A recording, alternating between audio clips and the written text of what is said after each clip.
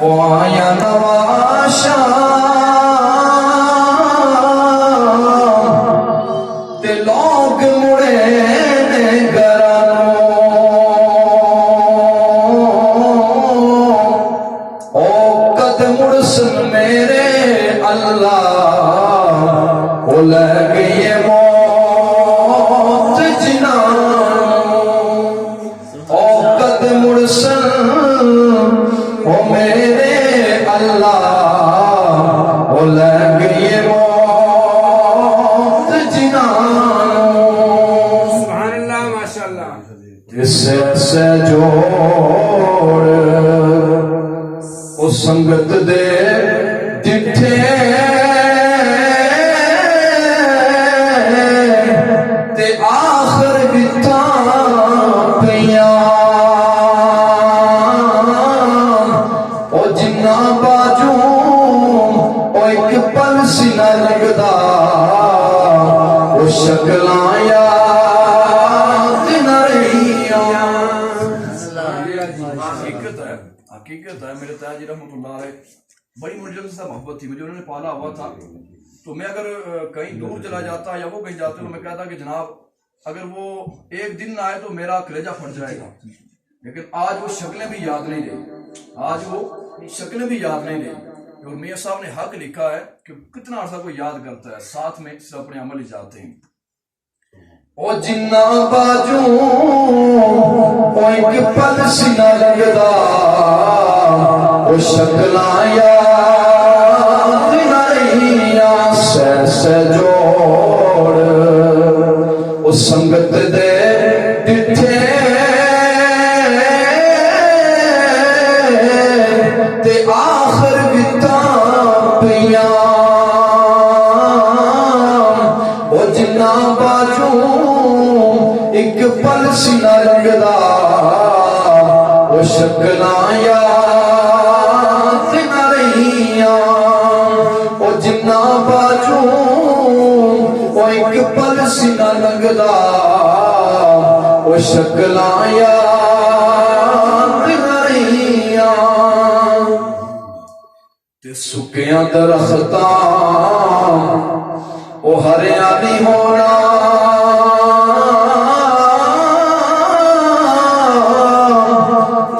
ہریا بھی سک جانا او مویا بندیاں او مڑ کے نہیں آنا او اساں زندیاں بھی ٹر جانا او مویا بندیاں او زندیاں نہیں ہونا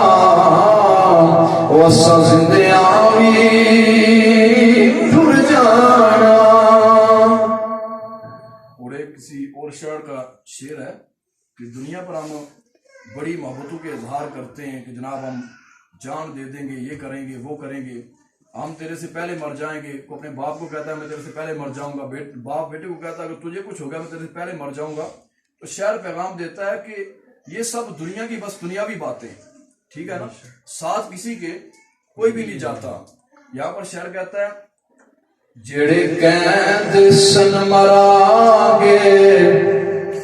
نال تیرے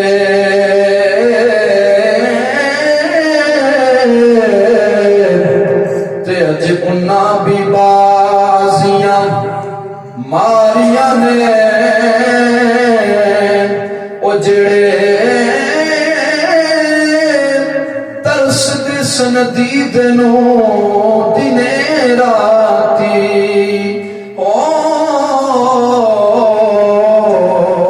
تے اج انہاں بھی بازیاں ہاریاں نے جدوں باغ چ خزانے بڑا قابل غور شعر تے جدوں باغ چ خزانے او وال کھولے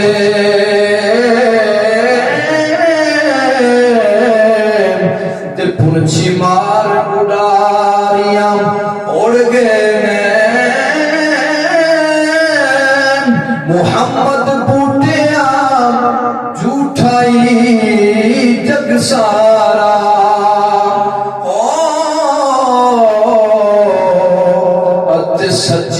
نے کملی والے دیاں یاریاں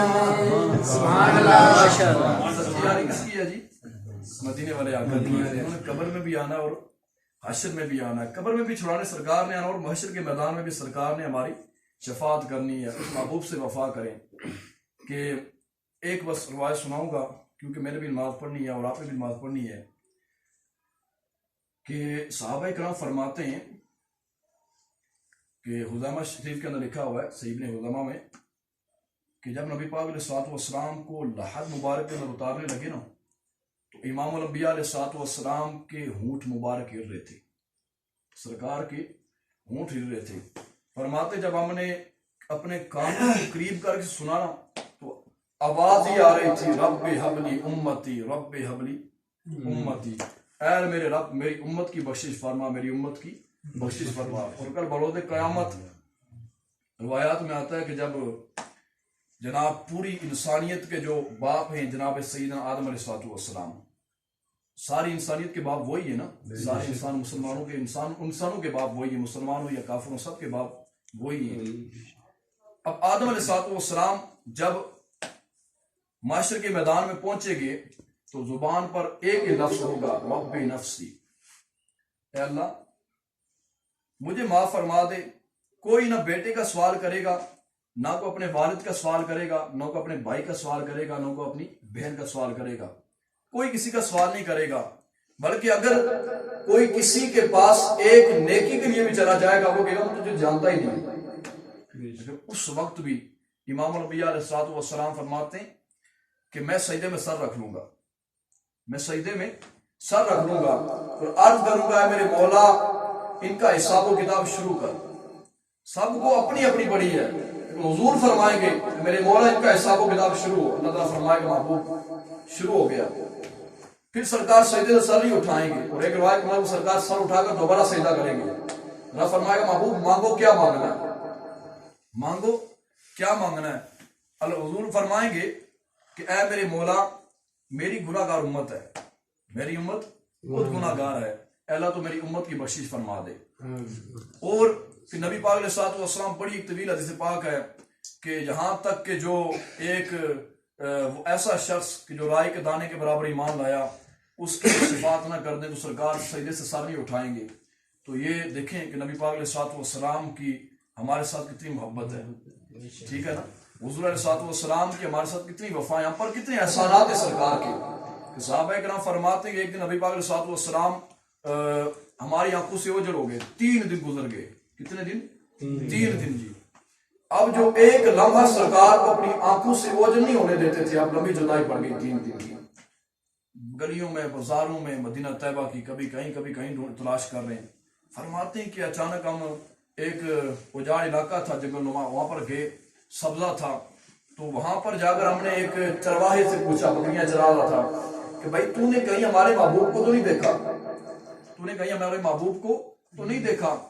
اب اس کو واللہ سرکار کو وہ جانتا تھا یا نہیں جانتا تھا، اس نے کہا کہ میں نے آپ کو محبوب کو تو نہیں دیکھا لیکن اتنا میں ضرور اپنا دیکھ رہا ہوں 2-3 دنوں سے کہ میری بکریاں جب بھی پہلے چرنے آتی تھی تو سارا دن یہ گھاس سے اپنا سر نہیں اٹھاتی تھی، منہ نہیں ہٹاتی تھی۔ اب 3 دن گزر گئے، یہ کھاتی پیتی کچھ بھی نہیں ہے، وہ سامنے غار ہے نا، اس غار کی طرف اپنا منہ کر کے نا سارا دن کھڑی رہتی ہے، تو دیکھتی رہتی ہے، دیکھتی رہتی ہے، کچھ چرتی نہیں ہے، شام کو بھوکی واپس چلی جاتی ہے۔ اب جب یہ بات صحابہ کرام نے سنی تو اب پتا تھا ان کو کہ جن سے جانور بھی پیار کرتے وہ ہمارے آقا ہی ہیں، جن سے جانور بھی پیار کریں، حیوانات بے شعور چیزیں جن سے پیار کریں وہ ہمارے محبوب ہی۔ صحابہ کرام نے دیکھا کہ سرکار مدینہ علیہ الصلوۃ والسلام نے سجدے میں سر رکھا ہوا ہے، وہ سرکار مدینہ علیہ الصلوۃ والسلام کی آنکھ مبارک سے آنسو جاری ہیں اور زمین جہاں پر سرکار نے سجدہ کیا ہے تر ہو چکی آنسو سے، اور سرکار کیا فرما رہے ہیں، میرے مولا میری امت گناہ گار ہے، اس کی بخشش فرما، میری امت کی بخشش فرما۔ اب ذرا غور کرنا کہ سرکار کی بارگاہ میں صحابہ کرام نے عرض کیا رسول اللہ سجدے سے سر اٹھائیے، یا رسول اللہ اگر آپ کو کچھ ہو گیا تو ہم تو نہیں جی سکیں گے، آپ کی جدائی برداشت نہیں کر سکیں گے۔ حضور نے سجدے سے سر نہ اٹھایا، مختصر کرتا جاؤں، سیدہ فاطمہ کی بارگاہ میں پیغام بھیجا، سیدہ فاطمہ آئی اور سیدہ فاطمہ نے آ کر رب کی بارگاہ میں وسیلہ پیش کیا، عرض کی مولا اگر میرے بابا جان کی امت کی بخشش کی تو گارنٹی نہیں دے گا نا، تو میں فاطمہ اپنے سر سے چادر اتار کر یہ پھیلا کر دعا کروں گا۔ سیدہ فاطمہ نے یہ وسیلہ دینے کی دیر تھی سیدہ فاطمہ کیا کہ اللہ تعالیٰ نے اپنا جبرائیل کو حکم دیا، جاؤ جبرائیل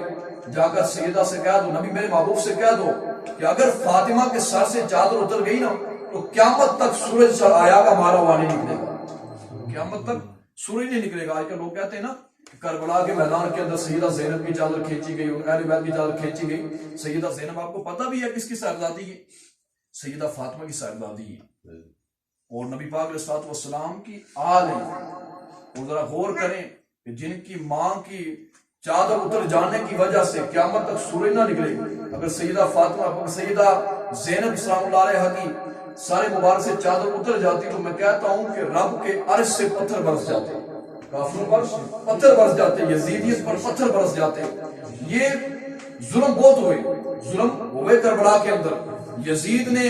اپنی پلیتی بہت دکھائی، شبر نے بہت ظلم کیے، ان لعینوں نے بہت ظلم و ستم ڈھائے، لیکن یہ یاد رکھنا کہ یہ ان گھڑت بات ہے کہ سیدہ زینب کے سر سے چادر کھینچی گئی، یہ بھی ان گھڑت بات ہے، اس کا کوئی بھی شرعی اپنا کسی کتاب کے اندر کوئی وجود نہیں ہے۔ یہ صرف جو تاریخ کی کتابیں وہ لکھنے والے کئی ایسے جھوٹے لوگ بھی ہوتے ہیں، رافضی بھی ہوتے ہیں، ناصبی بھی ہوتے ہیں، جن کو پتہ ہی نہیں ہوتا ہم لکھ کیا رہے ہیں، ہمیں مضمون کیا لکھنا اور کیا نہیں لکھنا۔ بہرحال بات طویل ہو جائے گی۔ تو سیدہ فاطمہ الزہرا حضور کی بارگاہ میں جبرائیل حاضر ہو گئی، یا رسول اللہ اگر فاطمہ نے اپنے سر سے چادر اتار دی نا تو قیامت تک سورج نہیں نکلے گا۔ تو اللہ تعالیٰ نے یہ گارنٹی دے دی ہے کہ محبوب جیسا آپ چاہیں کہ بروز قیامت آپ کی امت کے ساتھ برتاؤ کیا جائے گا، جیسا آپ چاہیں گے، جتنے چاہیں آپ اپنی امتی بخشوا لیں۔ اور پھر سیدہ فاطمہ الزہرا اپنے لخت جگر، اپنے نور نظر امام علی مقام کا یہ حضور کے ساتھ وعدہ ہے کہ میں اپنے حسین کے خون کے بدلے میں، اپنے حسین کے خون کے بدلے میں آپ کی امت کی بخشش کی اللہ تعالیٰ سے سفارش کروں گی، خون کے بدلے میں امت کی بخشش کی سفارش کریں گی۔ تو ذرا غور کریں کہ ہمیں سرکار سے کتنی محبت کرنی چاہیے، کتنی وفا کرنی چاہیے کہ حضور نے ساری زندگی ہمارے لیے بس گزاری۔ سرکار نے نہ اپنی اہل بیت کے لیے کوئی مال کمایا، جب آخری وقت صحابہ کرام نے مدینہ طیبہ کے اندر مال جمع کیا کہ حضور کے حالات اپنا تھوڑے تنگ ہیں مالی لحاظ سے، دنیاوی لحاظ سے، ظاہری بات ہے، تو حضور علیہ السلام تو رحمت للعالمین ہے، دو جہاں کی کنجیاں سرکار کے ہاتھ میں، ہم سب سرکار کا صدقہ کھاتے ہیں، سرکار کے خزانوں سے کھاتے ہیں۔ ظاہری سرکار کچھ مال نہیں پاس رکھتے تھے کیونکہ مالا والے سخی نہیں ہوتے، سخیاں مال نہیں ہوتے۔ حضور علیہ السلام تو سخی تھے، جو آیا رب کے بارگاہ میں لٹا دیتے تھے۔ اب صحابہ کرام نے مال جمع کیا، اب جب مال جمع ہوا نا حضور کی خدمت میں پیش ہوا تو سرکار نے خاموشی اختیار فرمائی۔ اتنے میں رب کے قرآن کی آیت نازل ہو گئی کہ محبوب اس سے کہہ دیجیے قُلْ لَا أَسْأَلُكُمْ عَلَيْهِ أَجْرًا إِلَّا الْمَوَدَّةَ فِي الْقُرْبَى کہ میں تم سے اجر رسالت میں کچھ نہیں مانگتا مگر اپنی اہل بیت کی محبت، اپنے قرابت والوں کی محبت۔ سامعین محترم، بس یہ عرض کرنی تھی کہ نبی پاک علیہ الصلوۃ والسلام نے ہم سے مال نہیں مانگا، اپنی اہل بیت کے لیے کوئی فنڈ جمع نہیں کیے، تو مانگا تو صرف کیا مانگا ہے؟ محبت مانگی ہے۔ آئیں محبوب سے بھی محبت کریں، ان کی اہل بیت سے بھی محبت کریں، صحابہ اکرام سے بھی محبت کریں۔ یاد رکھیں اگر ایک سے بھی تعلق ٹوٹ گیا تو ہمارا بیڑا ڈوب گیا۔ صحابہ اکرام حضور نے فرمایا میرے اصحاب ستاروں کی مانند ہے،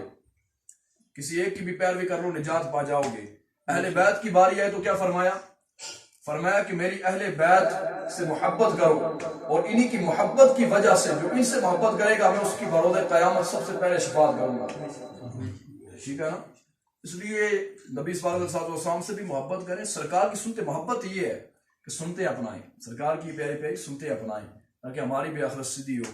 اللہ تعالیٰ کی بارگاہ میں دعا ہے ہمیں دین کی سمجھ عطا فرمائے، دین کو سمجھ کر اس پر چلنے کی توفیق عطا فرمائے، سرکار مدینہ علیہ السلام کی پیاری پیاری سنتے اپنانے کی توفیق عطا فرمائے۔